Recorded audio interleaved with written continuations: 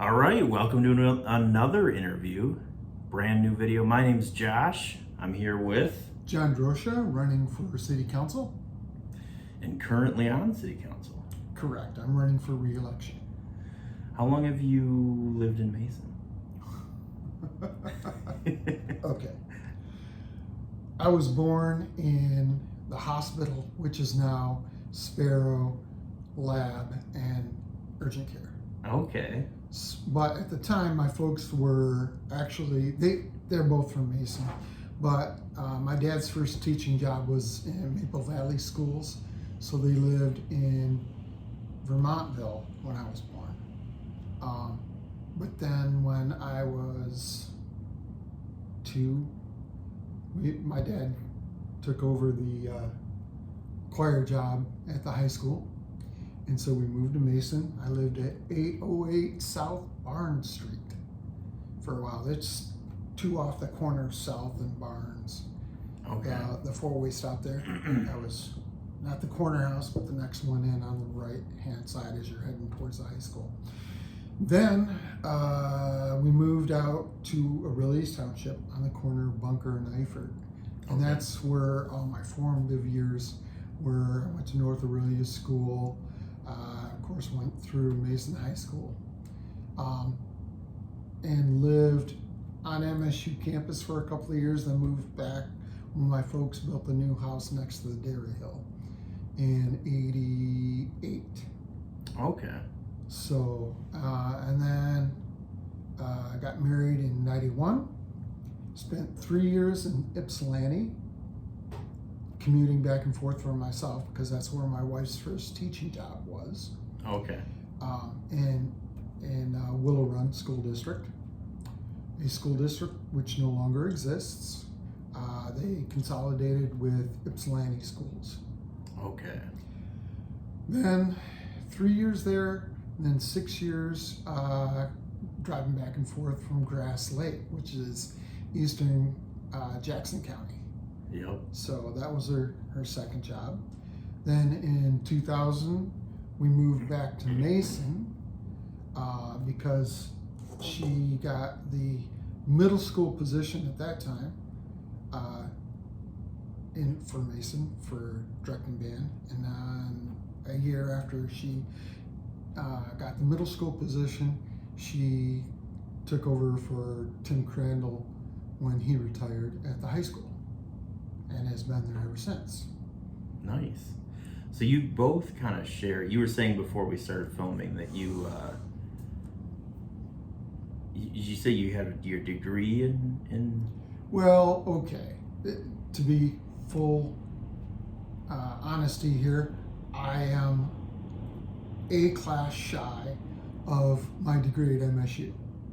I'm also 2 classes shy in student teaching away from a degree at Eastern Michigan in teaching. So it just, the way it worked out, we moved to Ypsilanti and I did not go back and forth to MSU. And then we moved to Grass Lake and I did not go to Eastern. Instead, I started working for Marshall Music Company and continued in the off season from my ice cream store. Nice. So, But you're classically trained. yes. So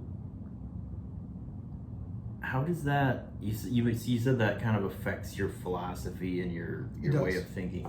Can you kind of unpack that a little bit? Sure. As a classically trained musician, you have to be able to see the big picture of a piece of music, understand its form, and see it from like a 10,000 foot angle, right? But you also have to be able to get into the weeds and pick every little bit of technique out. So you have to do both those scopes, and that plays well for me on City Council because I can look at things from way up here and understand the big picture. But then if I need to get into the weeds with the law, I got to do that too. Interesting. I'm not musically inclined at all. Mhm. It's like a foreign language to me. It is a foreign language. Yeah. It has its own syntax, its own phrasing, its meter. It's it's an interesting study, really. I think that's pretty cool when people can read music, especially when they haven't looked it over and they can just kind of sit down and play something that's so far beyond my ability. Interesting side note, my mother taught me to read music before I learned to read words. Really? Yes. Interesting. She was a child development major, and she thought it was not good for a kid going into kindergarten to be able to read already. So she taught me to read music instead. What was her reasoning there? She didn't want me to be bored. You learn to read at school. Okay. That's their job. Yeah. So that makes sense, yeah. Now, you've been on city council for a little while now. Are you the... First elected in 2010. 2010, wow. Yeah. Yeah, that is a little bit of time. And I served on planning commission from 2006 to 2010. Okay. So planning commission to city council. Correct. Okay. And did anything in your experience with planning commission, because it's quite different. You don't really realize looking in from the outside, but once you're kind of in it, you realize like, oh, it's very different. But was there anything that kind of translated over for you well into city council? Oh, absolutely. You learn how to make a proper motion for one thing in planning commission. Yeah. And you learn the general outline for how meetings are supposed to flow. So, yeah. Robert's Rules of Yeah, Order. Robert's Rules. Yeah. There were a lot of similarities. It's another level on council. So class of 86? Correct. So what did Mason look like when you were a teenager versus what you would see now? Oh, it's quite different. For one thing, I'm trying to remember timeline on everything. At least during the 90s, so it would have been a little after high school, the shopping guide had closed, which is where the Oracle building is. Oh, okay. And so that sat empty for a long time before these guys came along and renovated the building. The Golden Shear was there, but the green, I think it was a green building, was Ball Done Furniture. So, you know, furniture store in town. It was nice. Wares was there. It was Mason State Bank instead of Commercial Bank. Oh, interesting. Down underneath the vault, where the vault is, was the Kent shop, and that was a women's fashion store. Across the street, in where the Saddleback is putting the new restaurant in, that was Davis's Menswear. So. Oh, is that why the glass above the door says clothing? Yeah. Okay. Yeah. Keen's was there. There's a lot of housing developments that have been built since then. There was no Cumberty Woods or Summerwood. Oh, wow. Is it called Daly Circle over there where Ann Street extends? I know what you're talking about, yeah. Yeah, that wasn't there. The entire Riverwalk Meadows wasn't there. In fact, when they started building there, I laughed. That was all swamp. It was very low. So I thought, oh, those poor people are gonna have wet basements. They figured out ways to manage that. Rainer Ponds was just the first two streets. Eaton Street and what is that first one? Wildermere. Wildermere didn't go back into the new buildings. It was just those two streets. Wow. So, yeah. It's a little different. Yeah, it was a little bit different. The courthouse was pretty much the same. And the Methodist Church, the Presbyterian Church, they haven't changed. So Wares and Keens were the are pretty much cornerstones. Yeah, they were the cornerstones of downtown. I just learned Wares got a photo kiosk, so they can print photos there now. It made my wife very happy. Yeah. Because in her job, if she needs to put something in the showcase out in front of the school, she's got nowhere to print now except for our house, and that's not great. Right. Interesting. Yeah, I'm excited to use that for sure. Walk me through kind of your personal timeline. When was the first time you heard the phrase hyperscale data center in relation to Mason? What was your gut reaction before the consultants got involved? The first time I heard it was the last meeting in July last year when we had closed session. Same time, all of us were there. Leon was there, Elaine, Scott, Russ, myself, Jerry, and Tom. All 7 were at that meeting. This is the first time I heard of any relationship between Mason and a hyperscale data center. In fact, at that time I didn't really know what one was.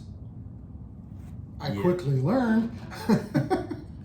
Yeah, we've all kind of had to do some research for sure. Oh, yeah. I feel like I've done a ton of research in the last year, that's for sure. If the data center money never came, how does Mason lower debt and keep taxes cheaper without that windfall? We would need some other sort of development. I mean, big development. No, I don't want to go down the road of repeating what somebody else said.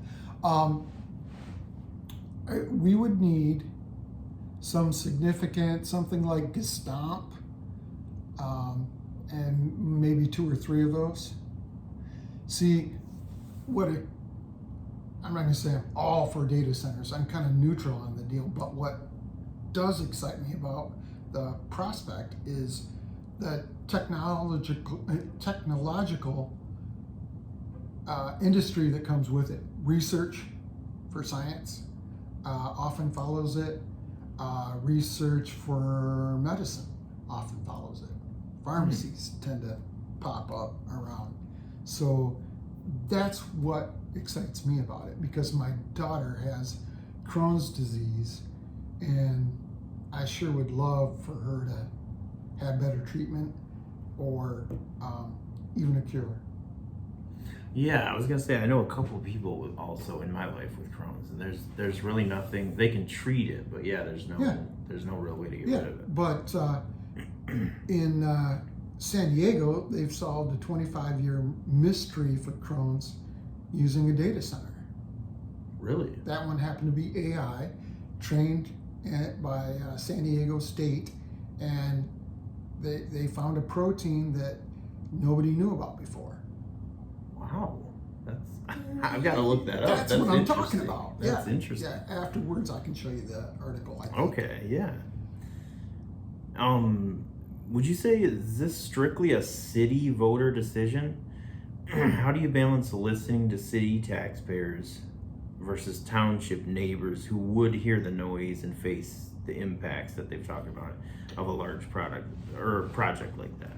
Well, we can listen to everyone, but when you get right down to it, Josh, this is a private property matter. One person owns the property right now, and the city government, township government, nobody has control over who that person sells to. Right. So. And they shouldn't. And they shouldn't. I don't. Not exactly correct. So, and then if somebody buys the property, who's to tell them what they can do as long as they are within zoning rules? That's it. I mean, it might be a 3 million hen egg farm that buys it. Well, it's in an ag zone for right now, so that would be legal. That would be, nobody could stop it. It would use a heck of a lot more water than this data center is proposing to use.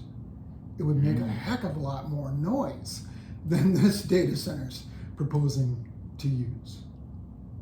And Interesting. and imagine the smell. Where do you dispose? I don't happen to know because I've never been associated with a big chicken farm. Where does the chicken poop go? Chicken stink. Chicken stink. Have you driven by Herbucks after they've had a fire out there? No. It's the big one that's by Clarksville, off of 96. It's Oh, on the yeah. south. Okay, yeah. Well, there was a few years ago they had a fire and lost 250,000 chickens, Whoa. and it smelled for a month like It burnt chicken flesh. I was going to say, it didn't smell like KFC or No, anything, did it? It didn't, because the feathers don't burn so nicely. So anyway, we're off track. Well, you kind of answered the next. Somebody put, do you believe Mason can actually say no to a data center in any way? The answer is no. State law won't allow that. We cannot zone with any exclusionary zoning, and we have nothing to do with the personal property end of it. So I don't see how. If somebody knows law better than I do and can point me in a direction that would allow us to say no, great. I'll listen to that. But no, there's no way to say no.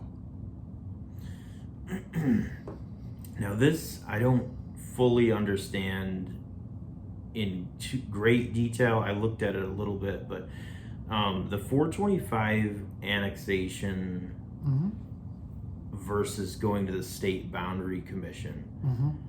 How does that kind of work? And does going to the state boundary commission burn bridges with neighbors? Well, again, it's the landowners that will go to the state boundary.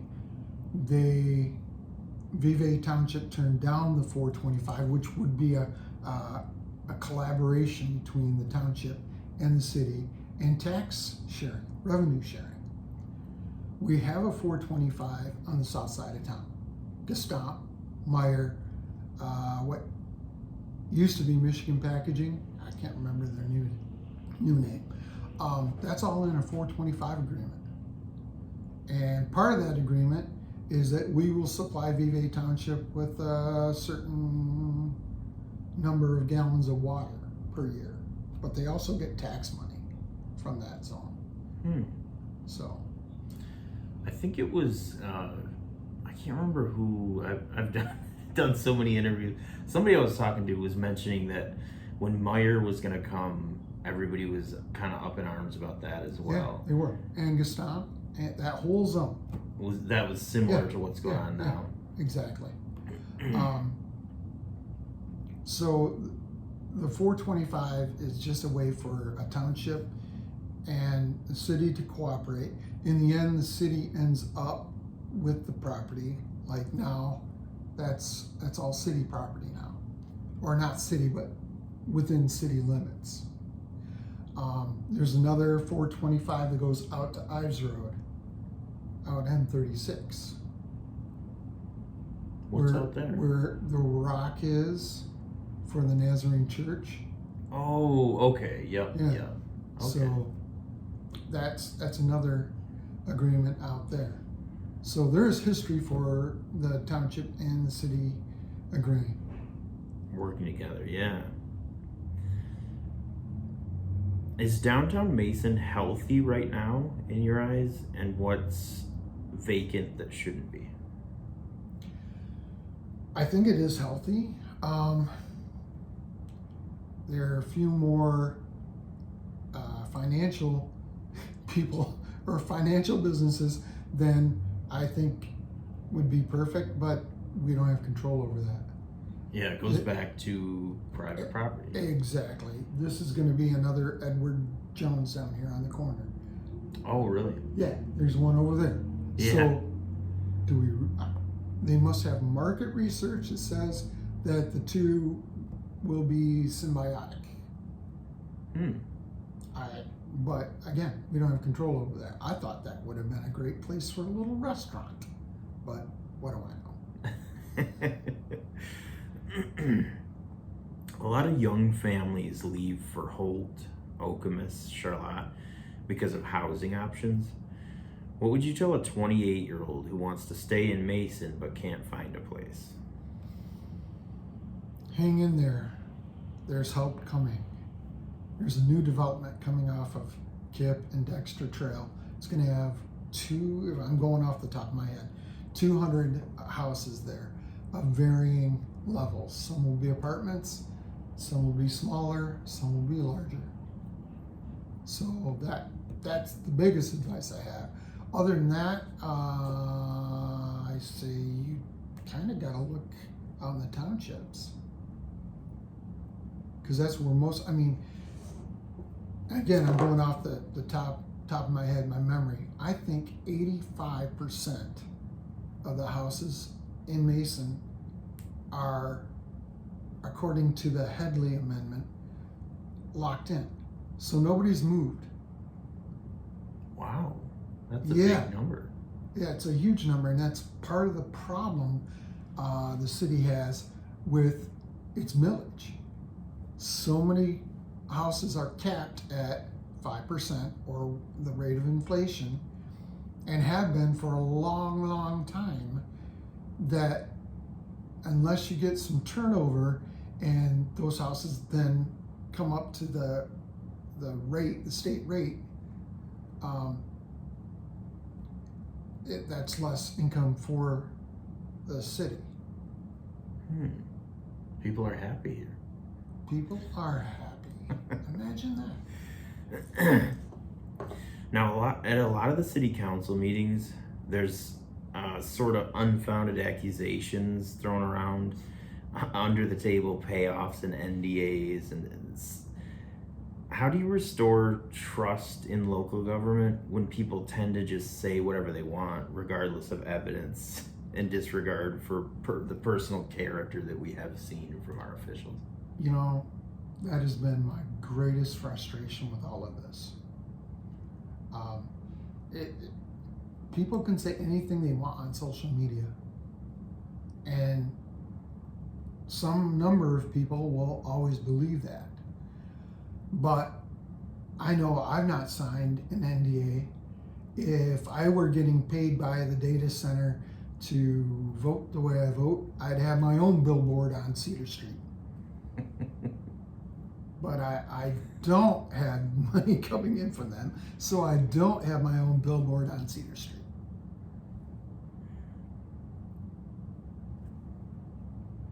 Moving over to a little bit light, some of the lighter questions here too. You own one of the most nostalgic businesses in town. Mm-hmm. How do you balance preserving that nostalgia with needing growth to pay for roads and police and things? They're talking in general, not just that business, right? It seems so, yeah. Well, part of that is naturally taken care of by the Historic District Commission. So if a business downtown wants to make a change, it has to pass the Historic District Commission first. So part of that is taken that way. But the need for growth as a general rule, and others have said this, it's great to backfill what you can. But again, you don't have control over that, right? Backfill empty spaces where you can if somebody comes along and buys it. But then growth has to happen on the outskirts. And that way you keep the middle kind of the same as it's been, just like happened out with Gestamp, right? The center of Mason really hasn't changed other than the specific businesses that are in town. Right. That hasn't changed, even though we've had growth on the outskirts. So that should be kind of the focus. Yeah. expanding out. Yeah.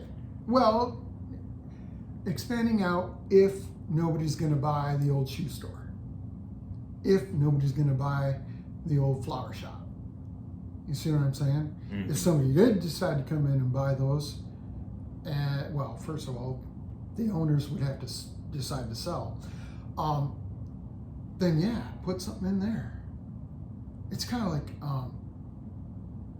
I think it's Bad's 12th year. It's only been 12 years that Bad Brewing's been there. Wow, time flies. Time flies. I mean, I worked for the flower shop that was there, where the main entrance is.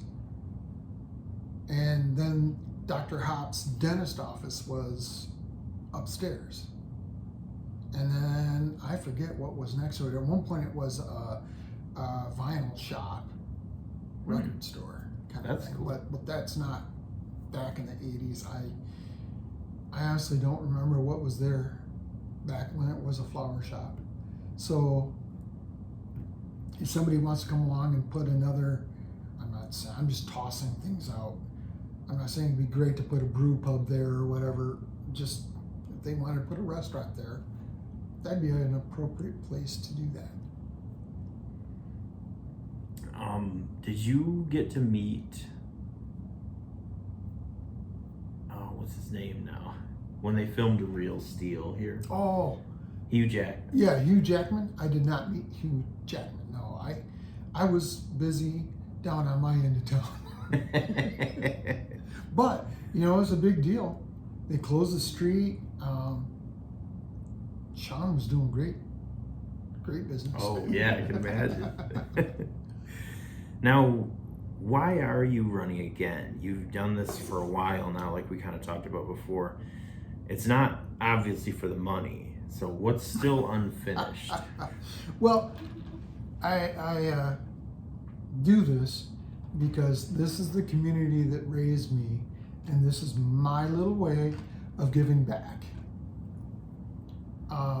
But as far as what's unfinished, it's just whatever development comes up. It'd be nice to see the new DPW building through. Now that the wastewater treatment plant is through, just those projects like that would be good to see through.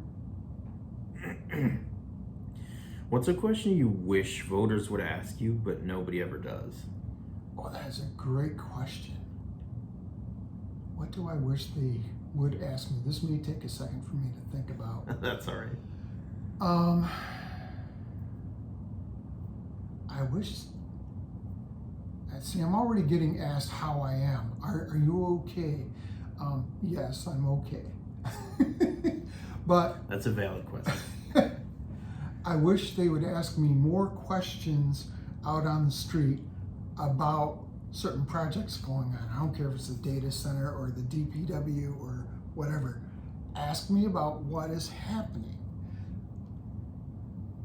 Or if they have a complaint, I'll take that too. This morning, for example, there was cement cut down here early in the morning, and a resident was upset that there was a mess left. Well, that's an appropriate thing to bring to your council member. So I ran it up the flag tree, and I was assured that it would be cleaned up. I didn't happen to look to see if it was, but I'm sure it was. I'll look on the way out. But, that's the kind of service I like to give. I try to get results.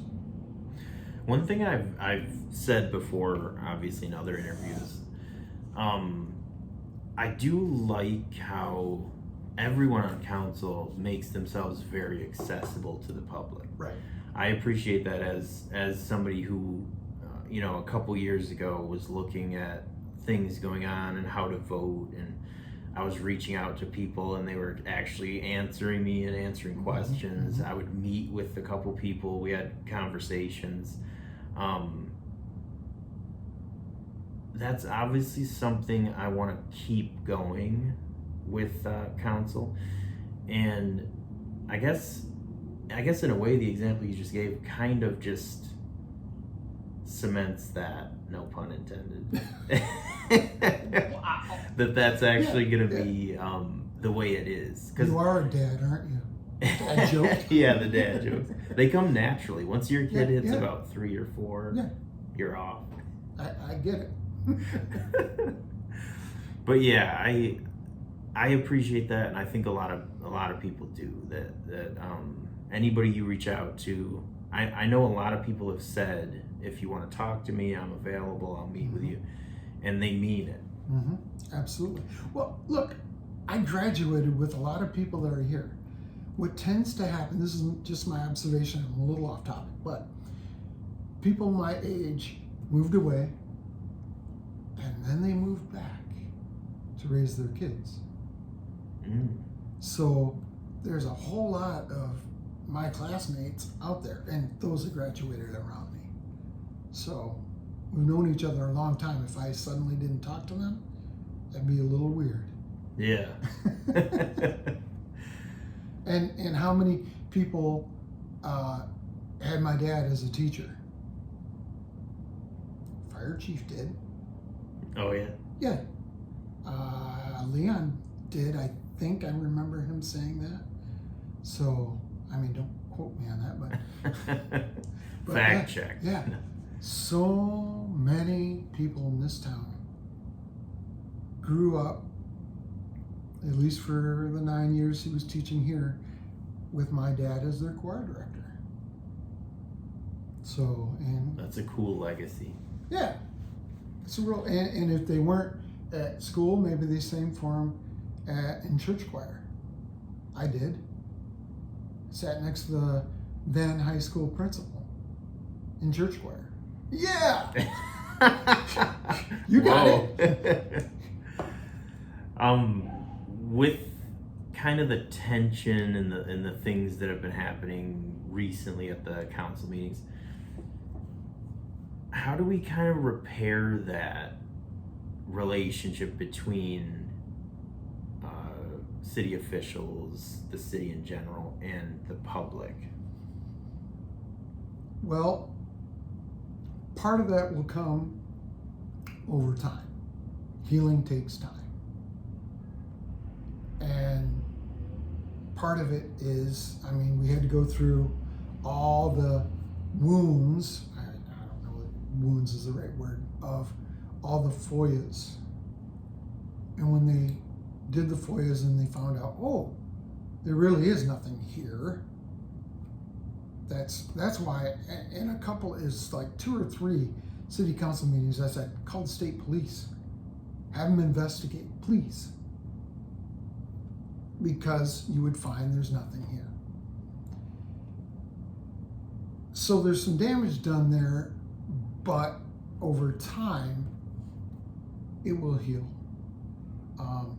But again, it's just being, ask me questions, please. You know, have a conversation.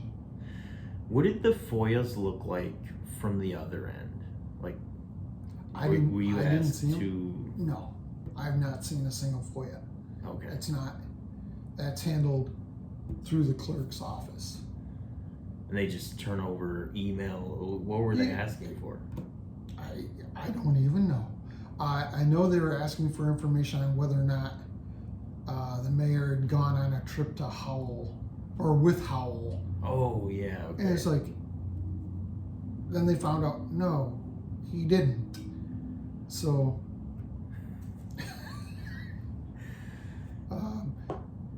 you were one of the controversial 3 that traveled. controversial. Yeah, like I said, in the end of July was the first that we heard about it, and I didn't know what a hyperscale data center was. I knew what, in general, what data centers were. There's Liquid Web over on the west side of Lansing. Yeah. So, you know, that's a data center. Mm-hmm. But how big are these things, right? How much noise do they make? So, yeah, we took a trip to New Albany. Russ bought the gas. The rest of us paid our own meals and everything. And we learned, you know, drove by there's several data centers in New Albany to drive by, stop the car, shut off the engine, and listen and look. And okay, they have berms. We can see that helps protect the view. How loud is it? You hear that HVAC? Wasn't that loud. Mm. I heard, as a guy that is kind of an audio guy, I heard what I thought was around 100 hertz hum. I figured it was somewhere underneath 50 decibels. That's my estimation. I didn't have any equipment with me to do it, but that was my estimation. On reflection, I was probably hearing 120 hertz because the electrical frequency is 60 hertz. That's the speed at which electricity moves. Mm. I was probably hearing the first partial. Not a music guy, so I can't. Do you know anything about the overtone series? No. There's a fundamental note. Let's say that's 60. Then the first octave above that is 120. 2 octaves above that is 240, so on and so forth, right? That 60 hertz is pretty low in the hearing range for people. So I was probably hearing 120 hertz, and it wasn't very loud. It's a low, soft hum. And that one? In that particular data center where we were listening,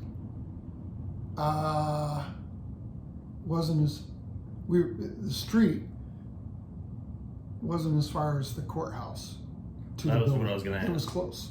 You were able to get pretty close. It was like 75 feet. Wow. Their setbacks for that section weren't very far back. So Now that trip has kind of been painted as exclusionary, but can you explain kind of the Open Meetings Act? oh, so the three of us went. It wasn't a city official city trip. It was just the three of us going, so we didn't break the Open Meetings Act by having a quorum in the vehicle. That way we could discuss what we saw and heard openly. When we were looking at new DPW designs, the city, because it's a city build and a city development, we all took a trip to Clinton County DPW in St. John's, Southland, St. John's. And but that was a group because this is the DPW is a city project. So that was right for us all to go and understand what for DPW they're looking for. I mean, the head of DPW was with us. I think a couple of his workers went with us too. So to explain what they're looking at in this other building and what they would like in their new building. Makes perfect sense. It's a city project. Data center is not a city project. And so we went just as three dudes that wanted to try Skyline chili. And I know the mayor loves Skyline chili, but to me, it's meh. Uh-oh. It's me causing trouble. What's one rumor about yourself or the council in general that you would like to just kill? I guess the only one, because I am not on Facebook anymore. In January, I started the process. By February 1st, my profile is completely gone. Yeah, I had to email you. Yes. Yeah. And that also took the Dairy Hill. Oh shoot, I wasn't going to say the name. That Facebook page went, and my city council page went with it. All three profiles are gone. So The only rumor I really hear about consistently is that we're on the take and that we signed NDAs and that one. No, couldn't be further from the truth. Like I said, if I was getting on the take and getting paid from them, I'd have my own billboard out on Cedar Street. I do not. Right. I might retire from owning an ice cream store. I'm not doing that because I'm not getting paid from them. So I guess that's a good one to put to rest. Would you be open to doing kind of like a town hall type thing? Not necessarily a city thing, but more of a back and forth with a moderator so things don't get crazy. But Hold tight, it's coming. is it? Breaking news. You're trusting me with this story? The date is not settled, but they're working on it. I think that's a great idea. And they've got a moderator. Awesome. I was seeing who was interested, and I was gonna see, because I really want it to happen. I was willing to actually try to organize it, but I'm so relieved that's already happening. It's in the works.